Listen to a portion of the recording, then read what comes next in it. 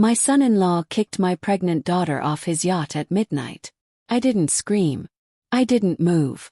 I just stood there on the cold wooden dock, staring at the place where her body disappeared into the black Atlantic as if she had never existed at all. The water swallowed her sound. The waves closed over her head.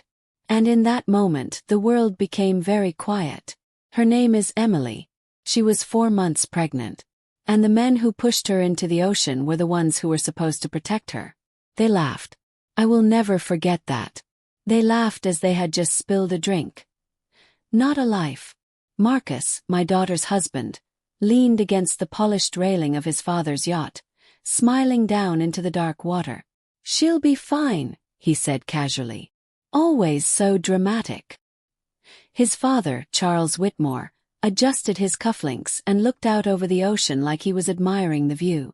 "Half a mile to shore," he said calmly. "Let it teach her a lesson." I ran to the edge of the dock, my heart hammering so hard it felt like it would tear me apart. "Emily!"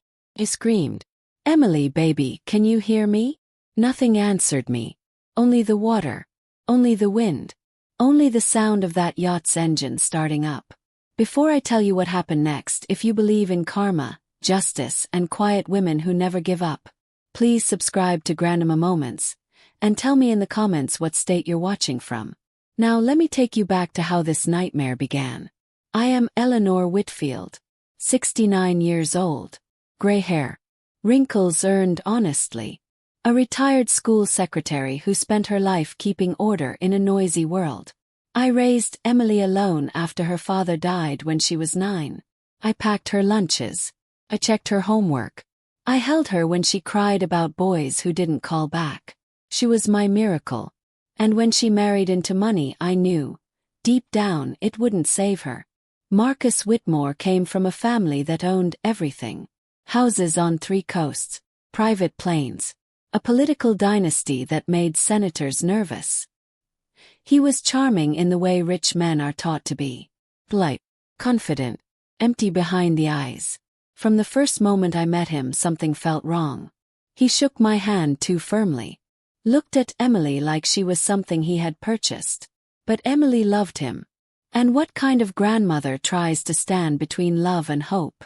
So I smiled. And I kept my worries to myself. The yacht was called the Sovereign. It was longer than most houses, with lights that glowed warm against the dark sea. We were anchored off the coast of Nantucket for what Charles Whitmore called a private family gathering. Champagne, jazz music, men in suits, women in dresses that cost more than my car.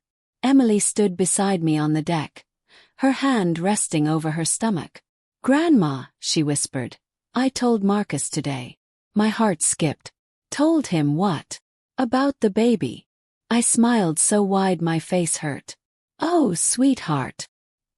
"He didn't react how I expected," she said quietly. "He just stared at me and said, 'That complicates things.'" I felt something cold move through my chest.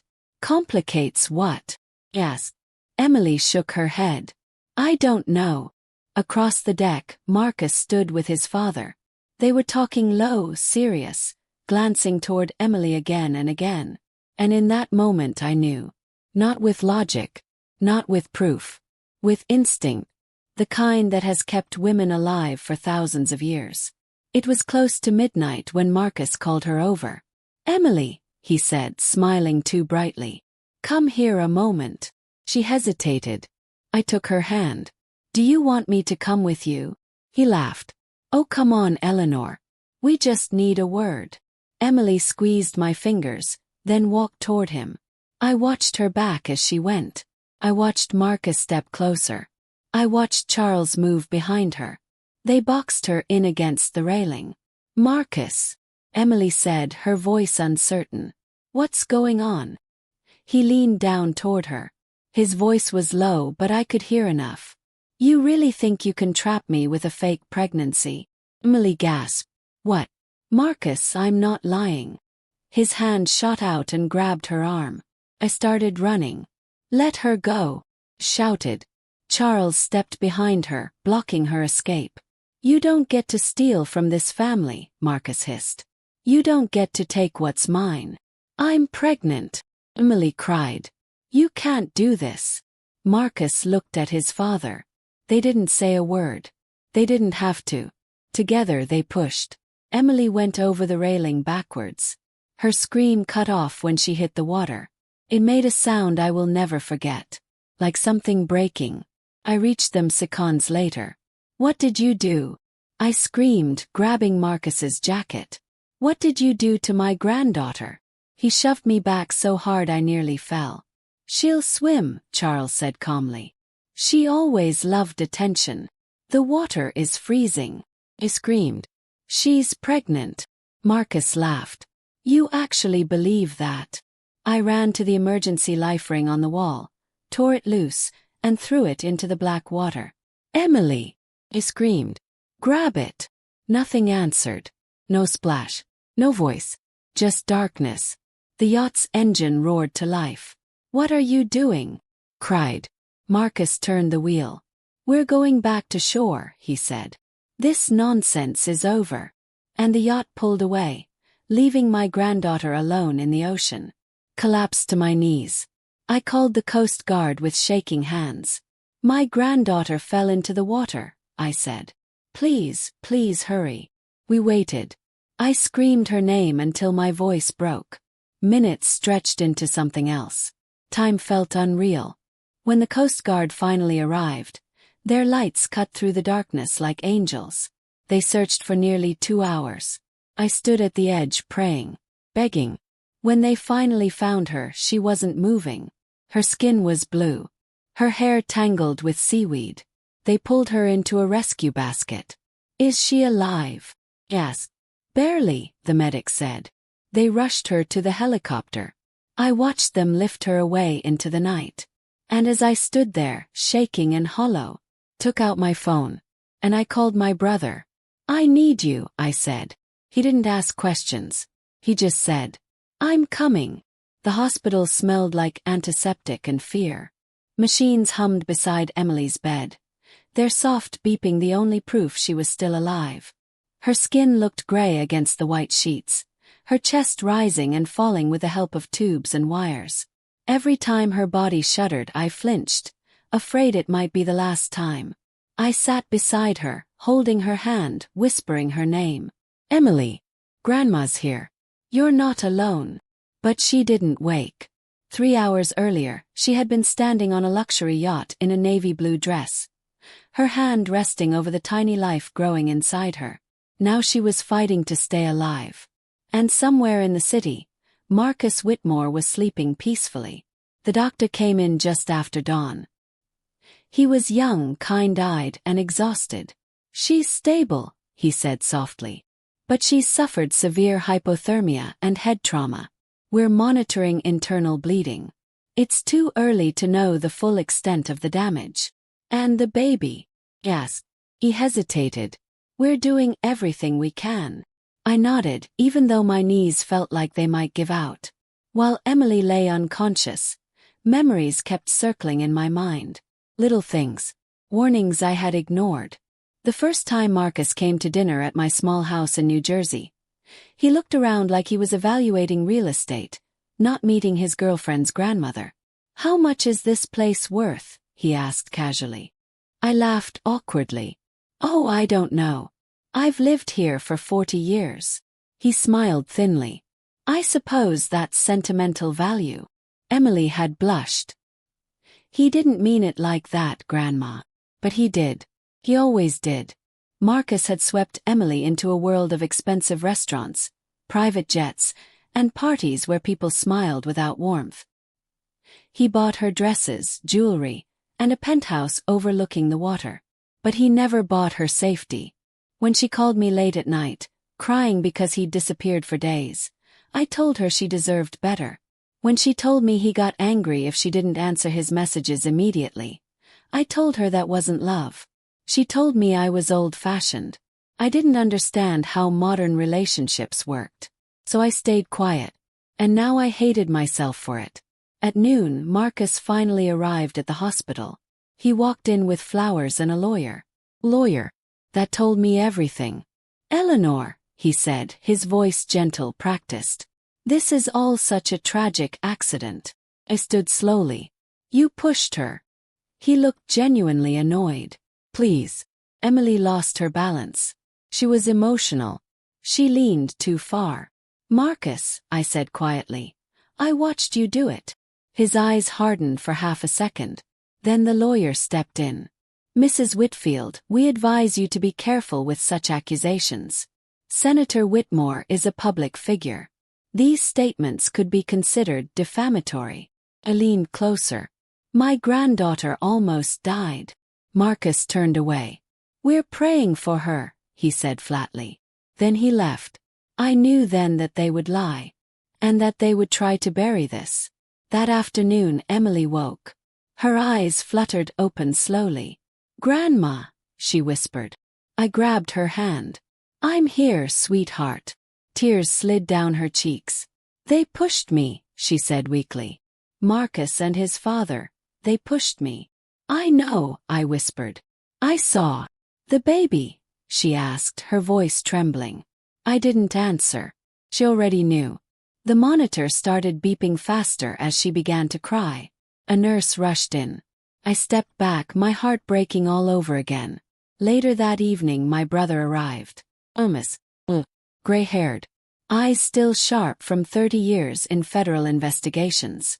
He didn't hug me. He just looked through the glass at Emily. They'll pay, he said quietly.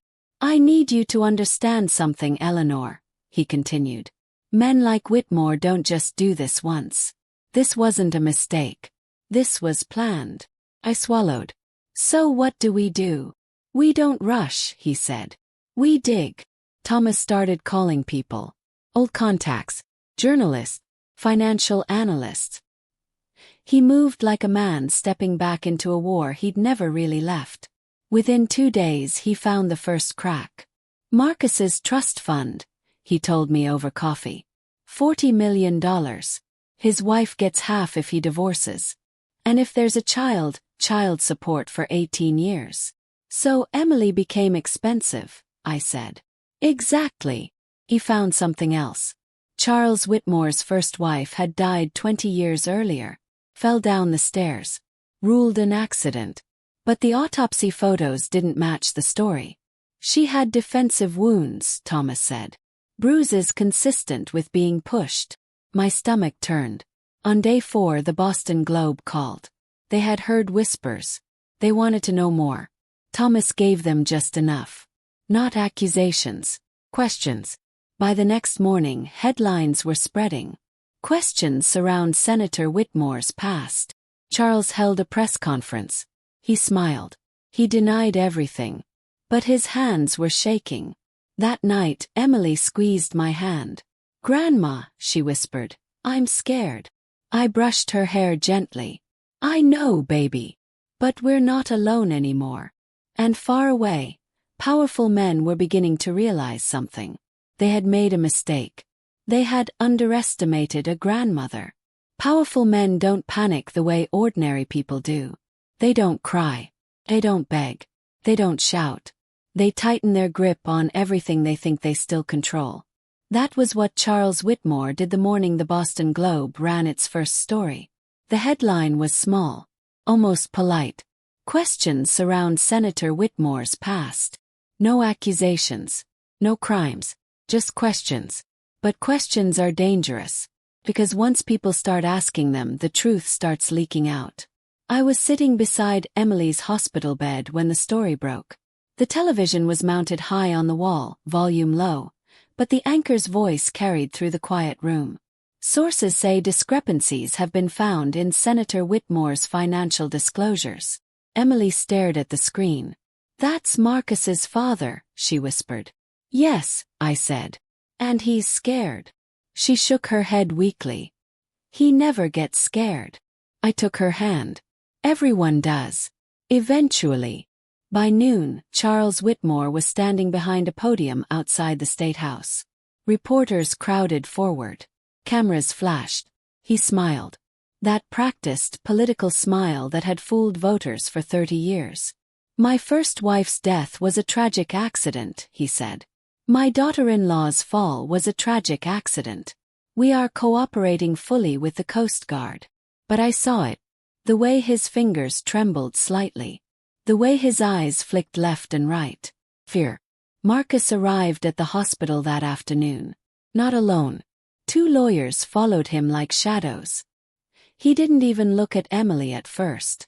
"Let's get this over with," he said, dropping a folder onto the bedside table. "What's that?" she asked. "A statement," he replied. "Just something saying you slipped." Emily laughed weakly. "You pushed me." One of the lawyers cleared his throat. "Mrs. Whitmore, this will be much easier for everyone if you cooperate." I stood up. "Get out." Marcus looked at me with contempt. "You think you can fight my family?" Before I could answer, Thomas stepped into the room. He didn't raise his voice. He didn't threaten. He just said, "Yes." Marcus went pale. That night, Thomas called me into the hallway. "I've been digging," he said. "And Eleanor, it's worse than we thought." He told me about Marcus's trust fund. $40 million. Vesting next year. With a clause that gave Emily half if she divorced. And a child meant 18 years of payments. "So he decided to erase her," I whispered. "Yes. But that wasn't all. Charles Whitmore's first wife," Thomas continued. "Her death was never right. I spoke to the retired medical examiner. She had bruises. Defensive wounds. She didn't fall. She was pushed." My stomach turned. Then the phone rang again. "Patricia Hammond," Thomas said. "She's ready to talk." Within 24 hours, Patricia was standing at a podium telling the world that Charles Whitmore had assaulted her and paid to bury the report. The news exploded. More women came forward. More stories. The perfect image cracked. The Coast Guard reopened Emily's case. A retired captain from the Yacht contacted them. "He didn't fall," he said. "They shoved her." Marcus was arrested 3 days later. Attempted murder. Assault. When they put the cuffs on him, he finally looked like a small, frightened boy. Charles Whitmore tried to deny everything. But the tide had turned. And men like him drown when it does. I sat beside Emily as we watched the news. "They're falling," she whispered. "Yes," I said. But the most dangerous moment was still ahead. Because now they had nothing left to lose. When powerful people begin to lose, they don't explode. They shrink. They grow careful. They start moving things quietly in the dark. That was exactly what Charles Whitmore did after Marcus was arrested. On the surface, nothing changed. His lawyer spoke to the press. His spokespeople released carefully written statements, and his mansion still sat on its hill overlooking the water. But underneath all of it, the machinery of panic had begun. Emily was still in the hospital when the pressure started to show. Nurses who had been warm and talkative suddenly became distant. A security guard who had been stationed outside her door for days was quietly reassigned. Doctors who had spoken freely now chose their words carefully. It didn't take Thomas long to notice. "They're trying to isolate her," he said one night as we sat in the quiet hospital cafeteria. "They can't change what happened, but they can try to control who gets access to her, who hears her story." Marcus had been released on bail. Millions of dollars later, he was back in his penthouse, free to move around, free to call people, free to plan. Emily saw his face on the news and started shaking. "He gets to walk around as if nothing happened," she whispered. I held her hand and told her the truth. Not for long. 3 days later, Thomas got a phone call from a woman who refused to give her name. Her voice trembled as she spoke. She said she had worked for Charles Whitmore in accounting, that she had seen things that never made sense. She told Thomas about offshore accounts, shell companies, and trusts that didn't appear on any financial disclosure forms. She gave him numbers. Real numbers. The kind that could only come from inside the operation. When Thomas hung up, he looked at me with a seriousness I hadn't seen in years. "This isn't just political corruption," he said. "This is criminal money. Big money. The kind that comes with very dangerous friends." A reporter from Boston called me that afternoon. She said her paper had been receiving threats ever since they started asking questions about the Whitmores. Editors were being warned to back off. Sources were being pressured to stay quiet. "Someone very powerful doesn't want us digging," she told me. I told her something my own mother had taught me long ago. "That's when you know you're close to the truth." And she was. Within 2 days she called back, her voice tight. She had been looking into Charles Whitmore's first wife, the one who had supposedly died in an accident 20 years earlier. The deeper she looked, the stranger it became. The police report was thin. The medical examiner's notes were incomplete. Some bruises didn't match the story. Then she found something else. 2 other women who had been closely connected to Whitmore had died under suspicious circumstances over the years. One in a car crash that no one could quite explain. One from an overdose that friends said made no sense. All ruled tragic. All quickly forgotten. But together they formed a pattern that was impossible to ignore. At the same time, Marcus's phone records were being analyzed. When Thomas showed me the list of his internet searches, I felt sick. Weeks before Emily had told him she was pregnant, he had been searching for ways to get out of a prenuptial agreement, how child support worked with trust funds, and how to make an accident at sea look real. He had known. He had planned. My granddaughter hadn't been pushed on impulse. She had been targeted. Emily was slowly healing, but the damage inside her was harder to see. She would wake in the night, gasping for air, her hands clawing at the sheets as if she were still in the water. "I couldn't breathe," she whispered one night. "I thought that was it. I thought I was going to die and my baby with me." I held her until she slept again and promised her something I intended to keep. "They will never hurt you again." Outside the hospital, the world was turning on the Whitmores. News stories multiplied. Campaign donors pulled out. Old political allies suddenly couldn't be reached. Charles Whitmore cancelled public appearances, then entire trips. The man who once commanded rooms was now hiding in his own home. Thomas watched it all with a calm that made me uneasy. "He's cornered," he said. "And cornered men make mistakes." Then Thomas did something that felt almost cruel. He leaked just one small piece of information to the right person. That federal investigators were preparing to freeze Charles Whitmore's accounts. Not that they had. Just that they were about to. 2 hours later, $18 million moved out of a domestic account and into an offshore trust. It was illegal. It was obvious. And it was traceable. Thomas smiled when he saw it. "That's it," he said. He just signed his own warrant. The next morning, federal agents arrived at the Whitmore estate. They came in black vehicles with quiet efficiency, carrying boxes and evidence bags. They took computers, hard drives, and financial records. They opened safes. And then they walked Charles Whitmore out of his own home in handcuffs. No press conference. No speeches. Just a stunned old man staring at the ground as his world collapsed around him. Emily watched the footage from her hospital bed. Her eyes filled with tears, but this time they weren't only from pain. "That's him," she said softly. "That's the man who did this to me." He nodded. "And this is just the beginning." Because now there was only one place left for the truth to finish its work. Courtroom.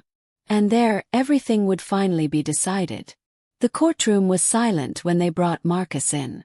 Not the polite kind of silence you hear in a library. The heavy kind that presses against your chest. Emily sat beside me in the front row, her hands folded in her lap, her face pale but steady. She wore a simple blue dress, the kind she had always loved before the world tried to tear her apart. She did not look at Marcus as he was led past us in handcuffs. She didn't have to.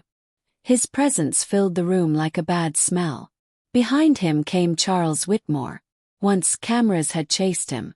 Now they waited for him to fall. He looked smaller than I remembered. Older. His shoulders hunched beneath the weight of everything he had hidden for decades. The man who had once pushed my granddaughter into the sea now struggled just to stand. This was where their power ended. And where the truth began. The prosecution started with Emily. When they called her name, The room seemed to lean forward.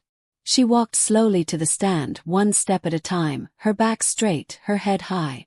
I watched her with a heart that felt like it might break open.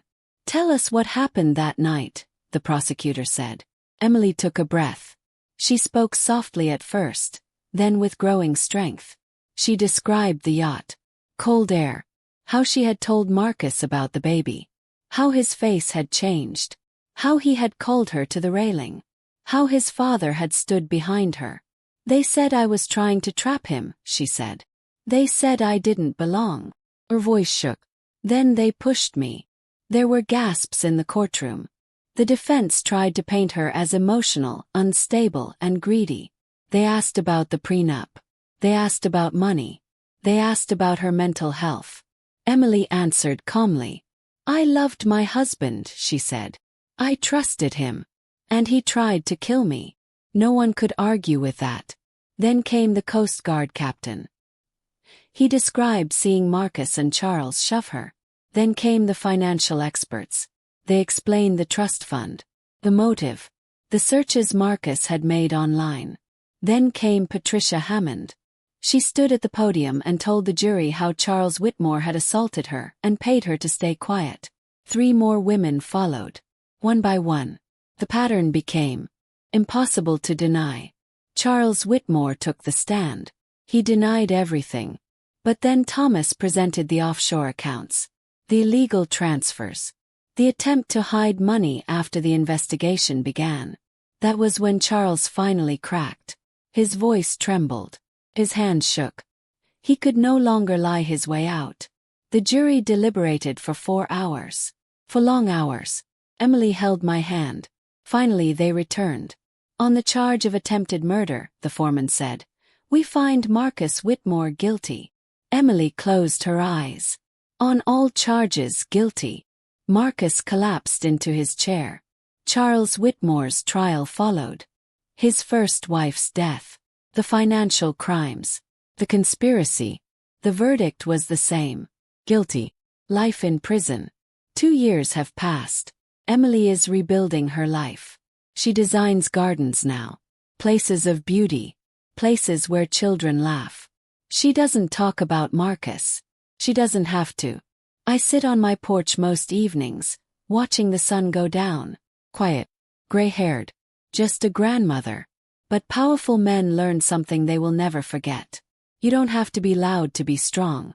You just have to love someone enough to never stop fighting. And I will always fight for my granddaughter. Always.